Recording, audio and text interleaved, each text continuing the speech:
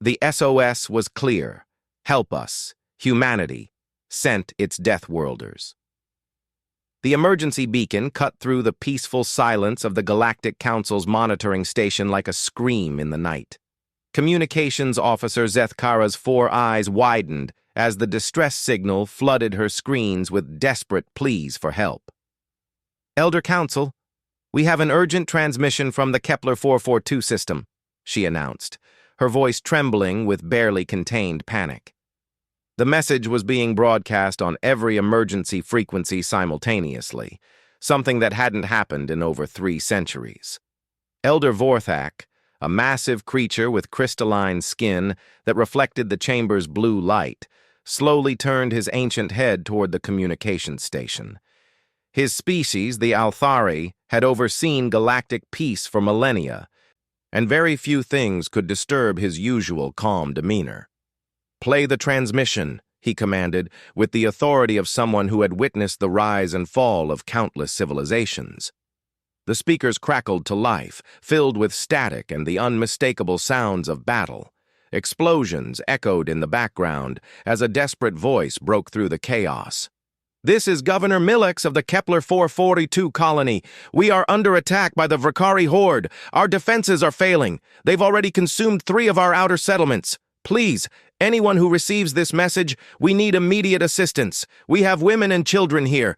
The Vrikari are using some kind of new bioweapon that turns our own people against us. Time is running out."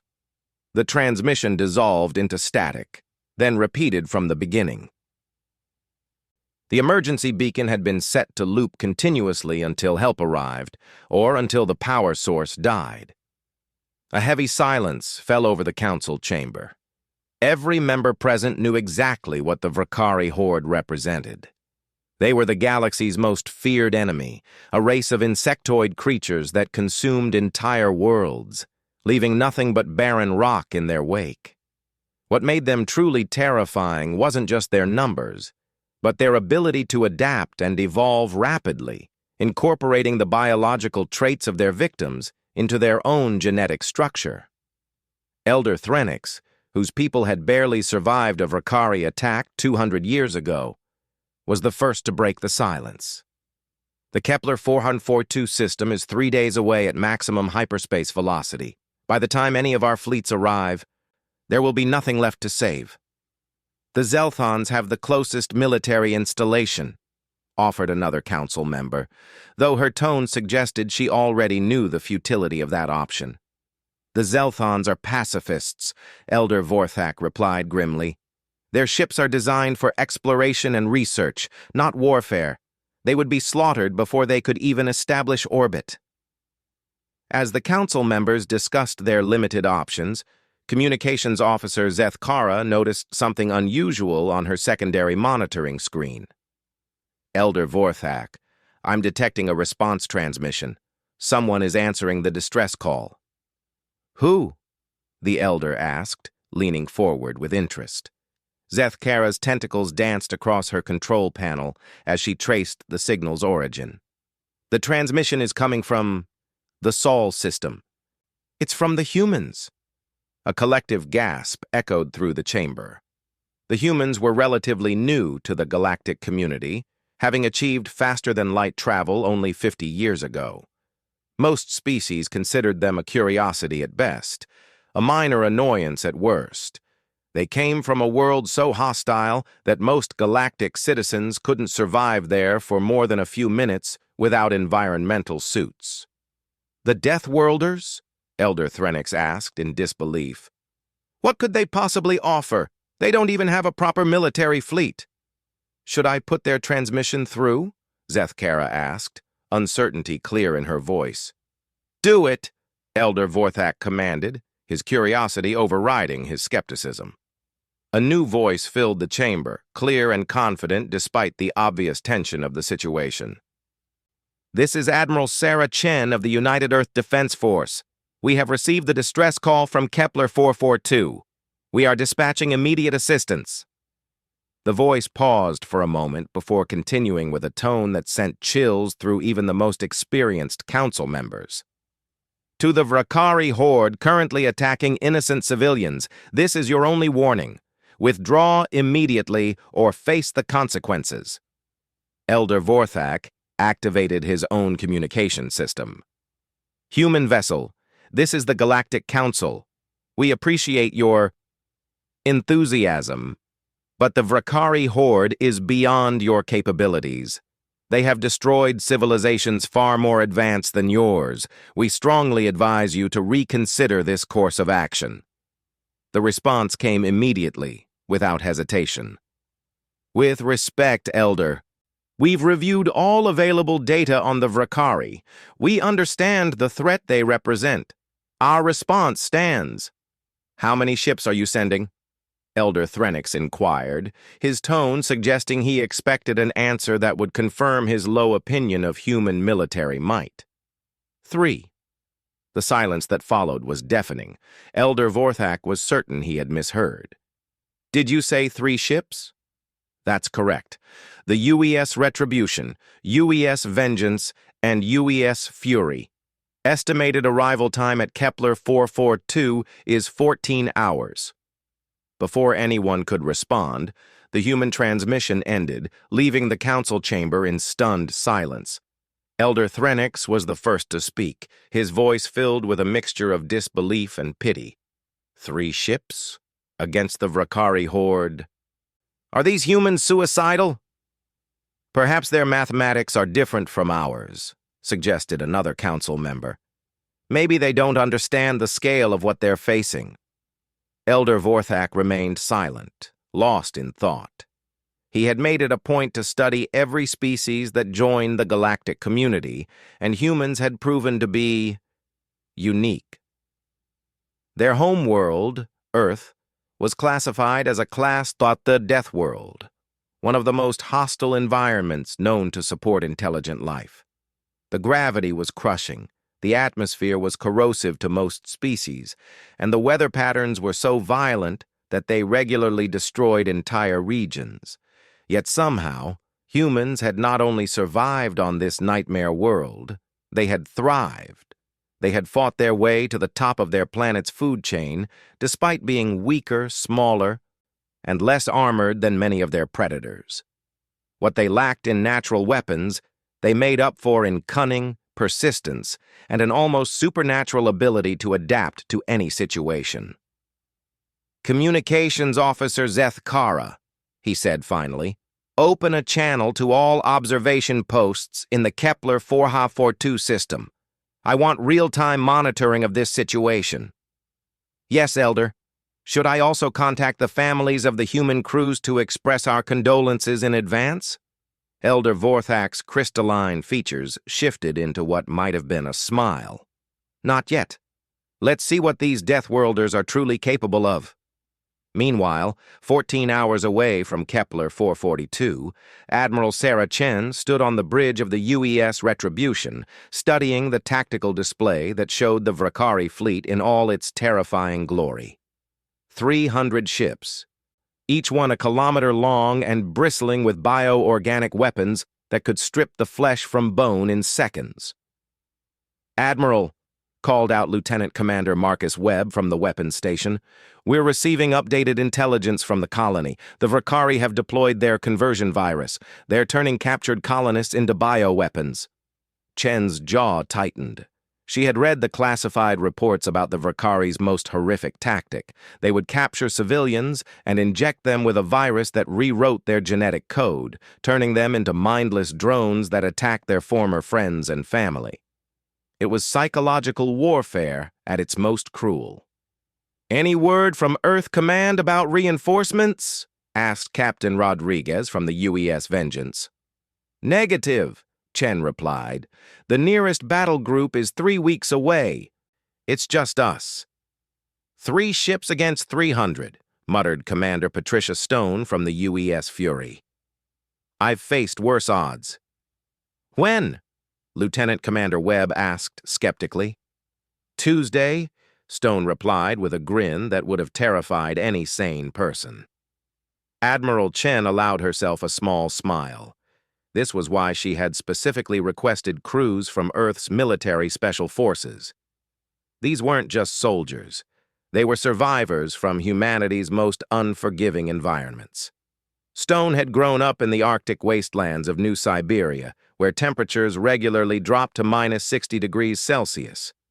Webb had served 3 tours in the Australian outback, where every plant and animal seemed designed specifically to kill humans. Rodriguez had spent 10 years fighting drug cartels in the Amazon rainforest, where the jungle itself was as dangerous as any human enemy. They weren't just military personnel. They were the products of a world that had tried to kill them every single day of their lives. And now they were about to face the galaxy's most feared predators. "Admiral," called out the navigation officer, "we're approaching the Kepler 442 system. Sensors are detecting massive energy signatures consistent with Vakari bioships." Chen took a deep breath and activated the fleet-wide communication system. "All ships, this is Admiral Chen. In approximately 30 minutes, we will engage the Vakari horde in defense of innocent civilians who cannot defend themselves. I know what the galaxy thinks of us. They see us as primitives from a backwater world, barely civilized enough to be trusted with interstellar travel." She paused, looking out at the stars that had once seemed so far away when she was a child growing up in the ruins of old Detroit. "They're about to learn why Earth is classified as a death world. They're about to discover what it takes to survive on a planet where everything wants to kill you. They're going to see what happens when you threaten something that a human is sworn to protect." The response from her crews was immediate and chilling. It wasn't a cheer or a battle cry. It was the sound of 300 of Earth's most dangerous predators preparing to hunt. "All stations report ready for combat," announced Webb. "Weapon systems charged and locked," confirmed Rodriguez. "Engines at maximum efficiency," added Stone. "Ready to show these bugs what real predators look like." As the 3 human ships entered the Kepler 442 system, their sensors immediately detected the carnage. 2 of the colony's orbital platforms had been completely destroyed, their debris creating a field of twisted metal and frozen bodies. The main colony ship, designed to house 50,000 civilians, was under direct assault by dozens of Vakari bioships that resembled massive insects with wings that pulsed with bioluminescent energy.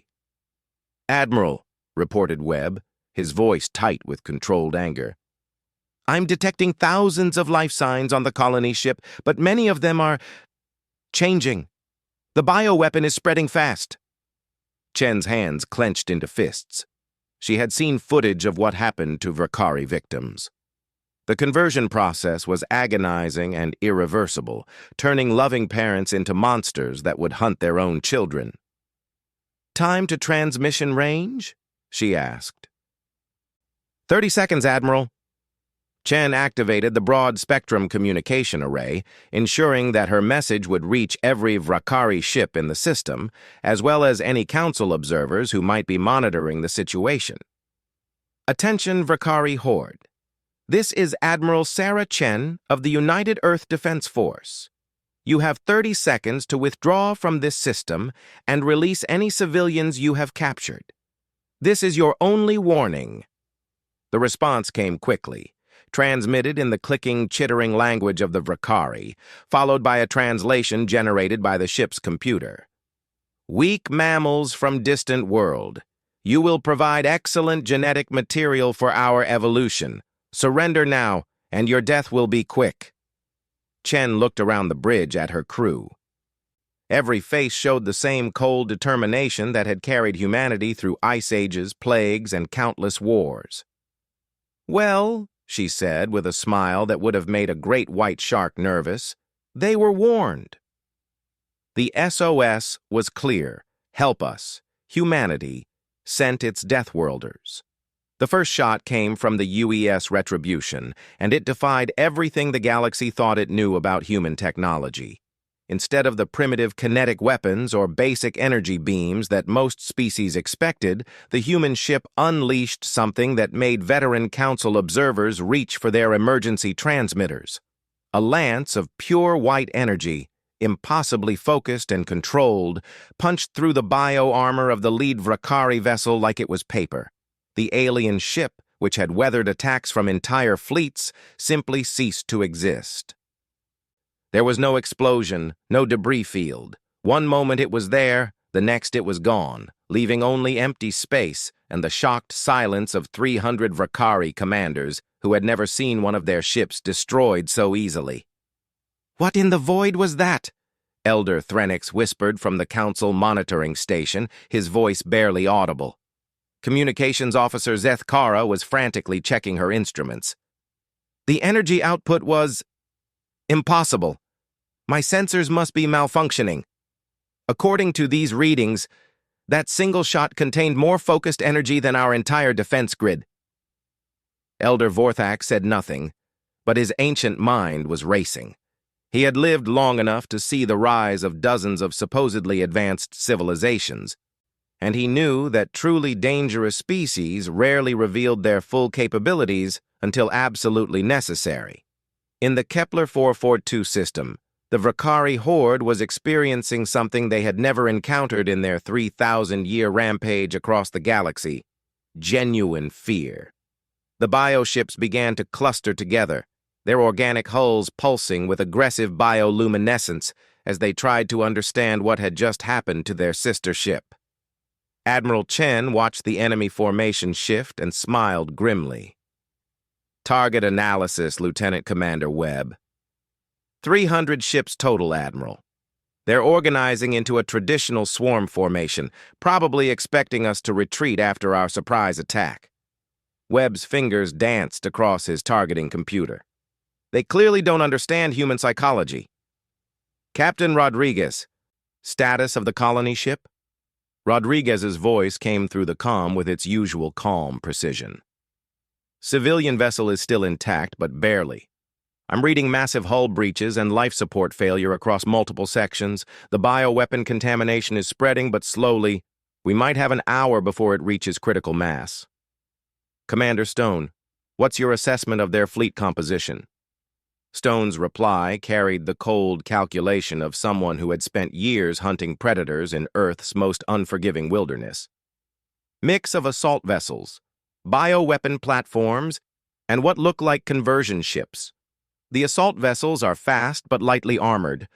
The bioweapon platforms are heavily defended but slow. The conversion ships—" Her voice turned deadly.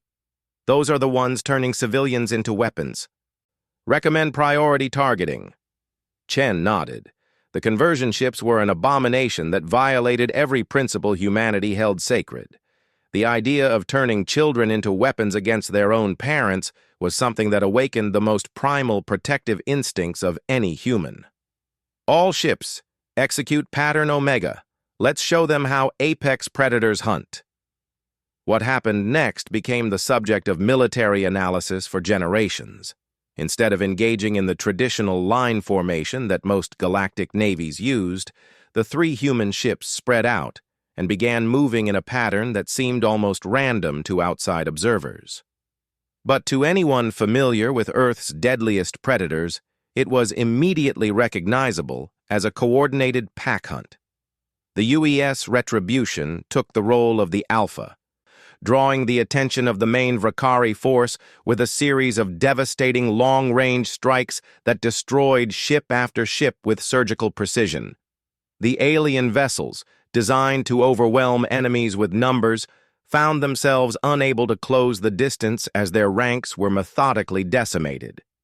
Meanwhile, the UES Vengeance and UES Fury moved to flank the enemy formation, their movements coordinated with a precision that spoke of countless hours of training in Earth's most dangerous environments.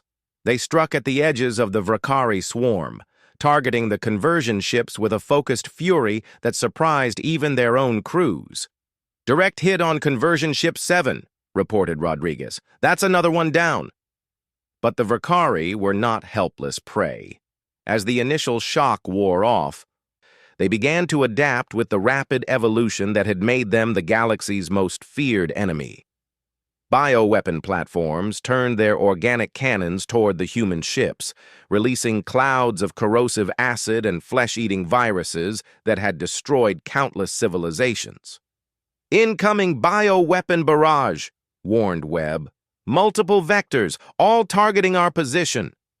This was the moment that every galactic observer expected the human advance to falter. No known defense could stop the Vrakari's biological weapons. The acid clouds would eat through any hull material in minutes, while the viruses would kill any crew member they touched. Admiral Chen's response was to order her ships directly into the attack. All ships, maximum acceleration into the bioweapon cloud.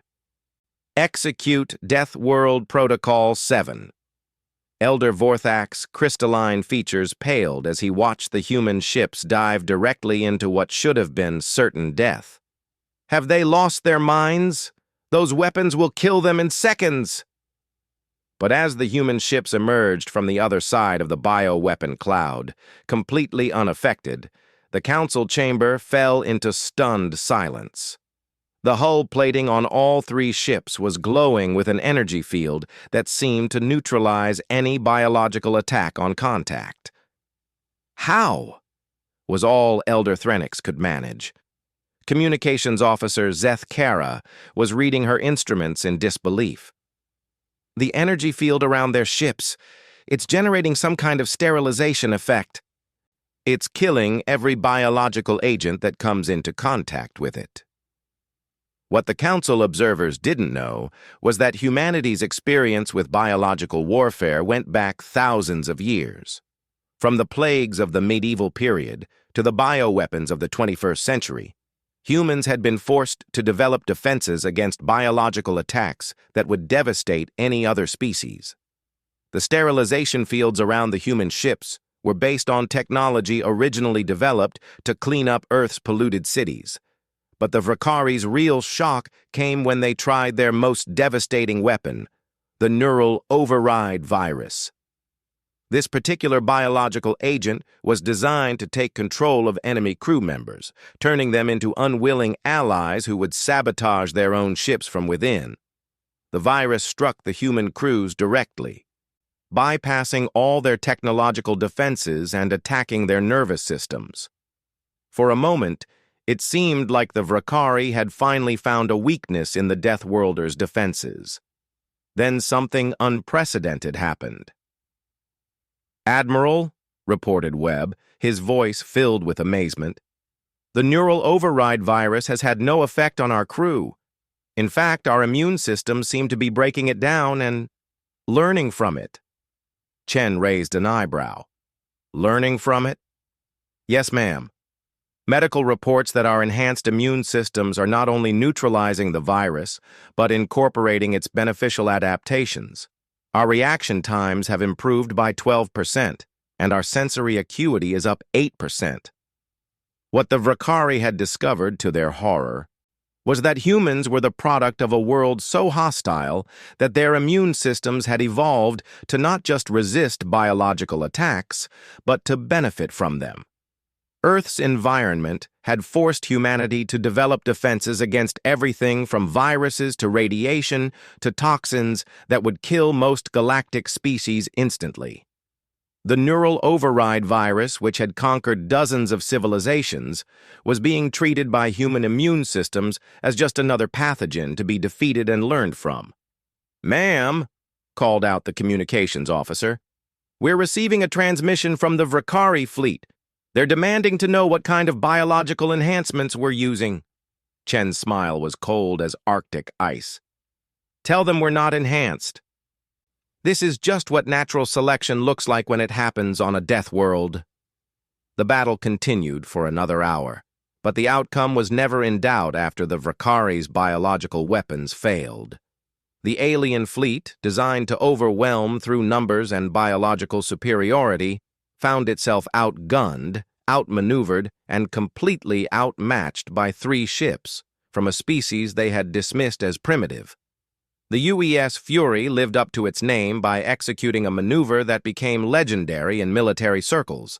Commander Stone brought her ship directly alongside one of the massive Vrakari bioweapon platforms and opened a docking tube directly into the alien vessel's hull. "Stone, what are you doing?" Admiral Chen demanded. "Personal business, Admiral. These things use children as weapons." That requires a personal response. What followed was 45 minutes of sounds that made even hardened military personnel uncomfortable. Commander Stone and her boarding team moved through the Vrakari ship like a force of nature, systematically dismantling everything they encountered. The bioweapon platform, which had housed over 1,000 Vrakari warriors, fell silent in less than an hour. When Stone returned to her ship, her report was characteristically brief. Ship secured. All conversion equipment destroyed. No survivors. Any casualties among our boarding team? Chen asked. Negative, although Sergeant Martinez did complain about the smell. The final phase of the battle came when the Vrakari attempted their last desperate tactic, ramming the remaining ships of the Horde.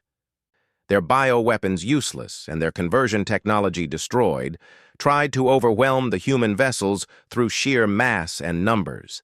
It was a tactic that had worked against many civilizations, but it required one crucial assumption, that the enemy would try to avoid collision. Humans, as the Vrakari discovered, had evolved on a world where head-on confrontation was often the best survival strategy. All ships, prepare for ramming engagement, Admiral Chen ordered calmly.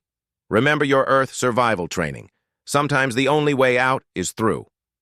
The 3 human ships accelerated directly toward the incoming Vrakari ram, their hulls reinforced with the same technology that had allowed Earth's deep-sea vessels to withstand crushing ocean pressure. The collision should have destroyed all the ships involved. Instead, the human vessels punched through the Vrakari formation like bullets through tissue paper, their reinforced hulls and superior engineering allowing them to survive impacts that pulverized their enemies.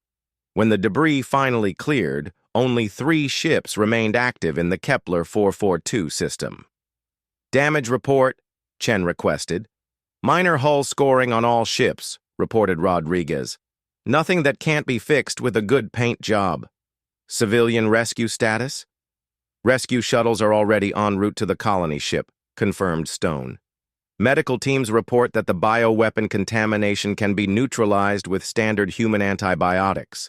Apparently, our medicine is toxic to Vrakari biological agents. Admiral Chen settled back in her command chair and activated the broad-spectrum transmitter. Kepler 442 colony. This is Admiral Chen. The threat has been neutralized. Medical and engineering teams are standing by to assist with evacuation and repairs. The response came immediately, filled with tears of gratitude and disbelief. Admiral Chen, this is Governor Millax. We don't know how to thank you. 3 ships against the entire Vrakari horde.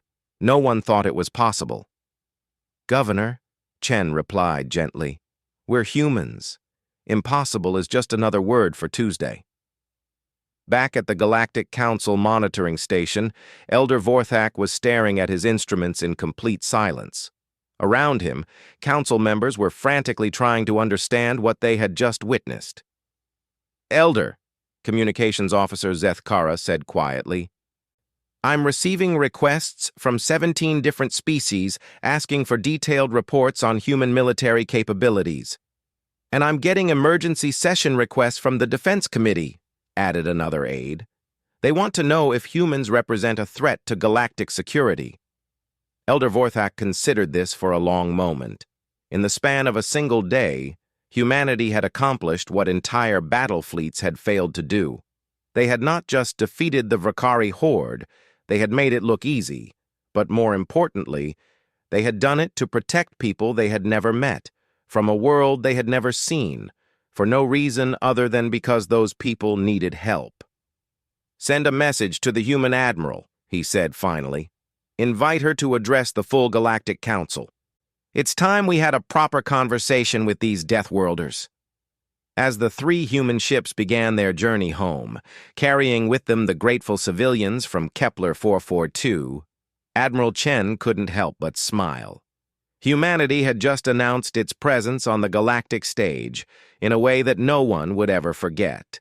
And somewhere in the depths of space, The scattered remnants of the Vrakari horde were sending out their own messages, warning their kind about the new predators that had emerged from the death world called Earth. The hunt had just begun. The SOS was clear. Help us. Humanity sent its Deathworlders. The Galactic Council Chamber had never hosted such an unusual gathering. Representatives from over 200 species filled the vast amphitheater, their varied forms creating a tapestry of evolutionary diversity that spanned millions of years.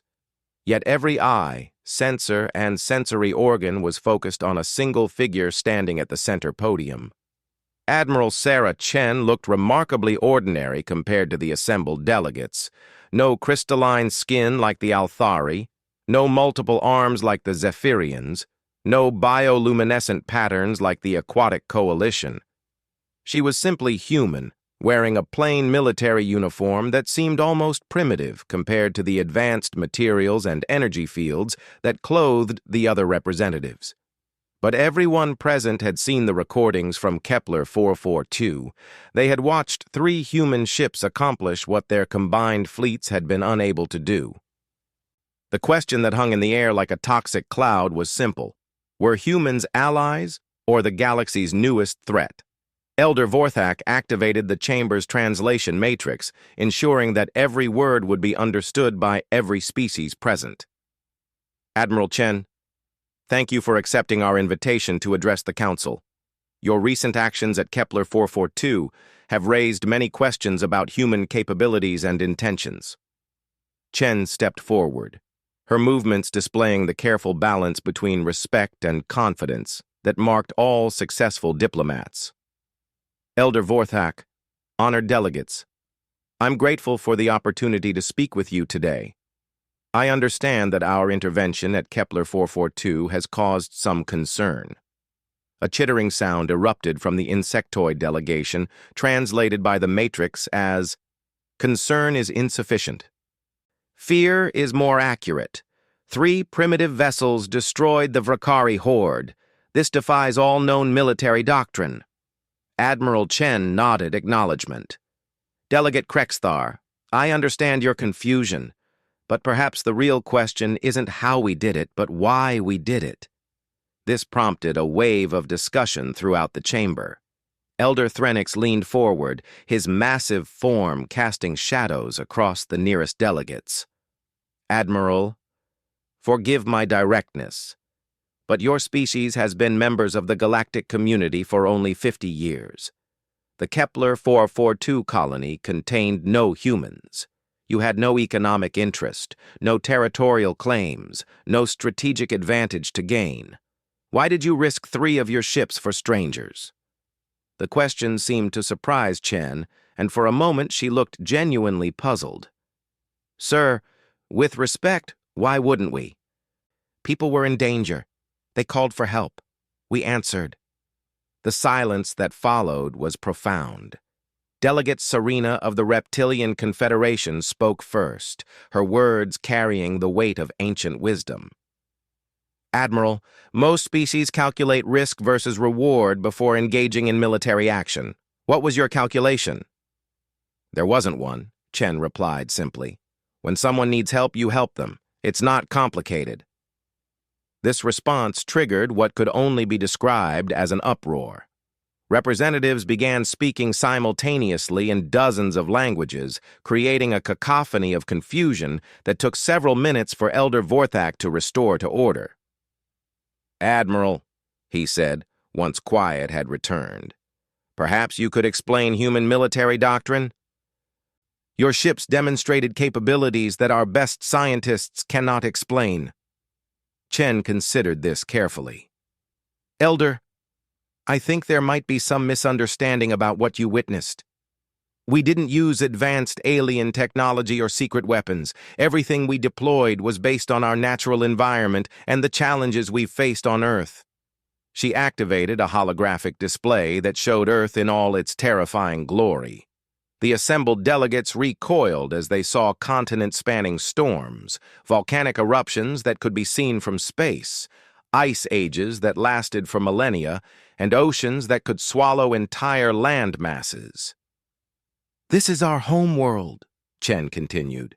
To survive here, we had to become something very specific. The weapons that destroyed the Vrakari ships? They're based on technology we developed to melt through Arctic ice during our global cooling periods. The hull reinforcements that let us ram their vessels, we needed that to build submarines that could survive in ocean trenches where the pressure would crush most materials instantly. The hologram shifted to show human cities built in the most impossible locations. Settlements that thrived in deserts where water was more precious than gold.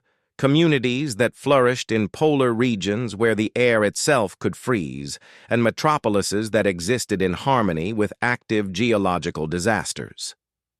The biological resistance that neutralized their bioweapons? Chen's voice took on a note of dark pride. We evolved that over millions of years of exposure to every pathogen, toxin, and environmental hazard our world could create. Earth didn't just try to kill us. It tried to kill us creatively. Delegate Vexilon of the Peaceful Unity Alliance spoke up, their voice trembling with something that might have been awe or terror. Admiral, are you saying that everything we witnessed was simply your species' natural adaptation to your environment? That's correct. What you call impossible, we call Tuesday. Elder Vorthak studied the human carefully. Admiral, we've reviewed your species' historical records. Your planet has experienced 5 major extinction events, yet somehow you not only survived but thrived. How? Chen's expression softened as she thought of her home world. Earth taught us that survival isn't about being the strongest or the fastest. It's about being adaptable, persistent, and willing to help each other when times get tough.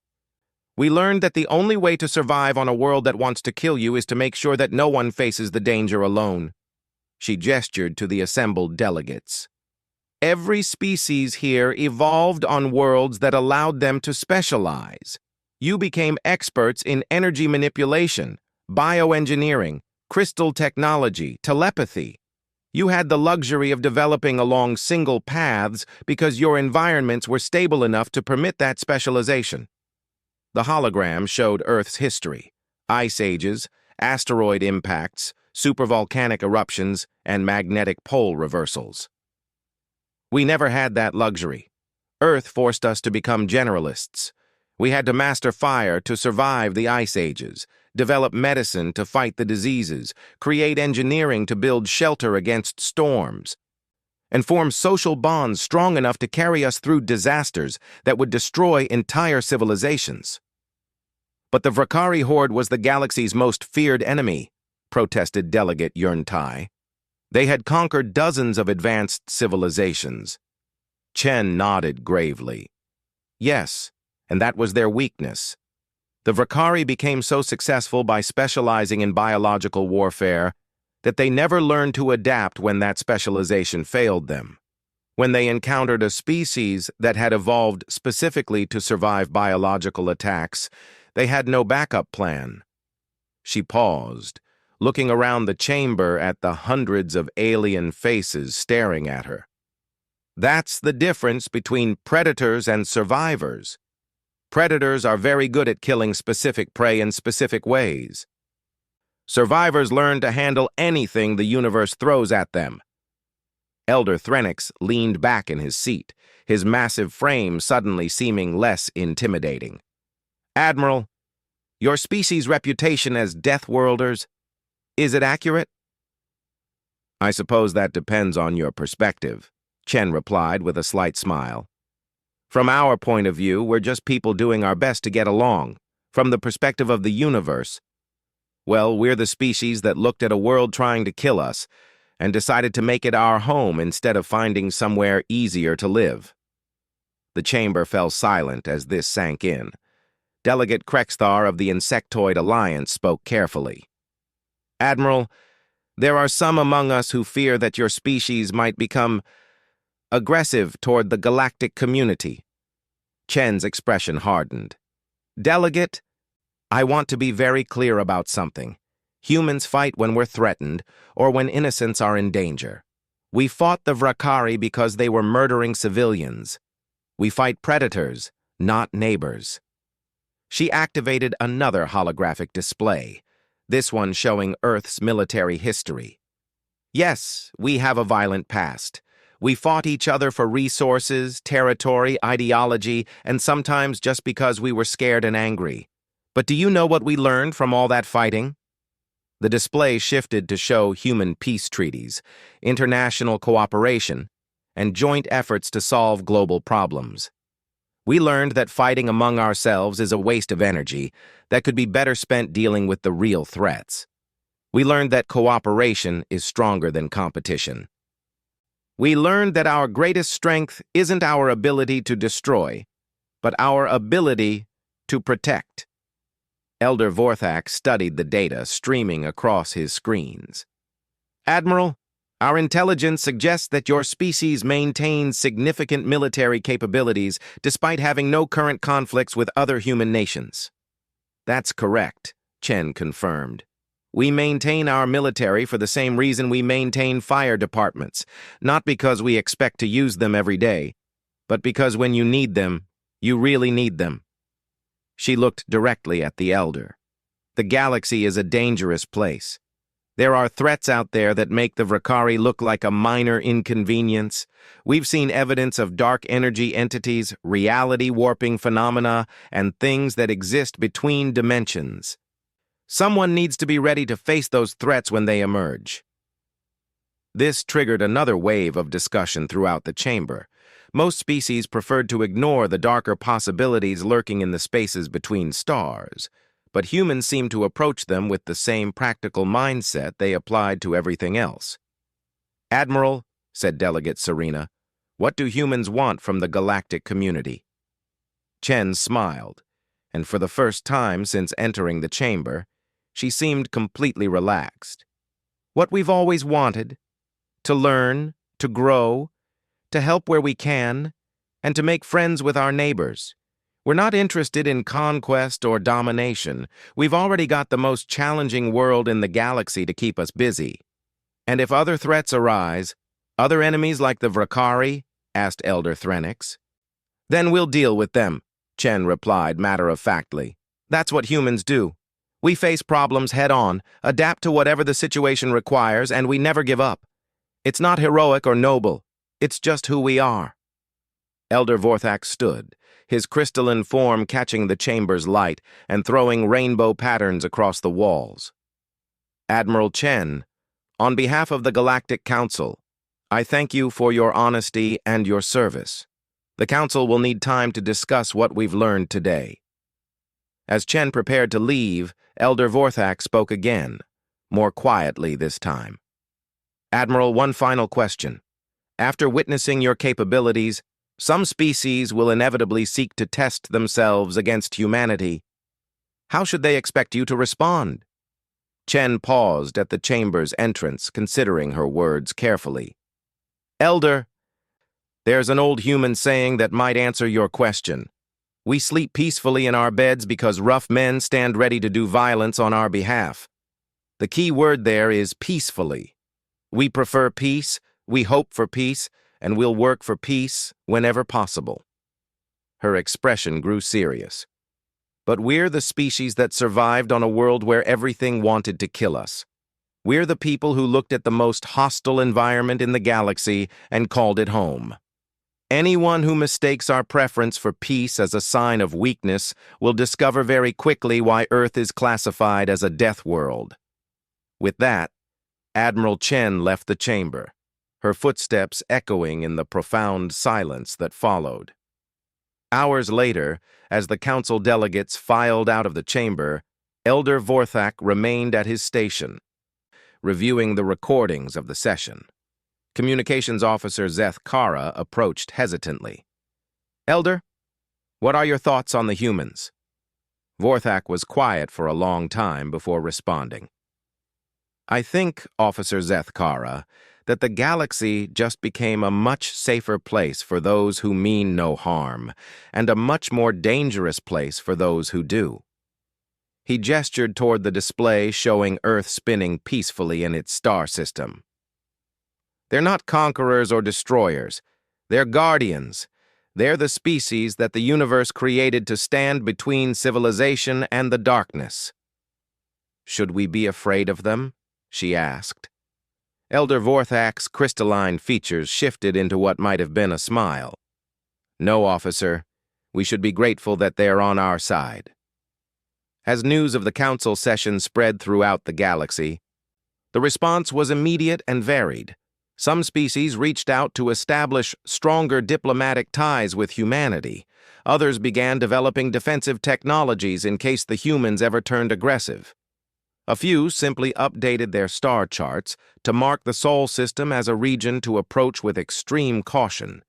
But in the deep spaces between stars, where ancient evils stirred and cosmic horrors waited for their moment to emerge, something had changed. The galaxy's predators had learned that there was a new apex species patrolling the cosmos, one that had earned its place not through conquest, but through survival. Humanity had officially announced its presence on the galactic stage. They were no longer the curious newcomers from a backwater system. They were the Deathworlders who had stared into the abyss and made it blink first. And in the years that followed, whenever desperate signals echoed across the void carrying pleas for help, the response would always be the same. 3 ships would appear, carrying crews who had learned to thrive in impossible conditions, equipped with technology forged in the crucible of a world that refused to give up. The SOS was always clear: help us. And humanity's answer was always the same: we're on our way.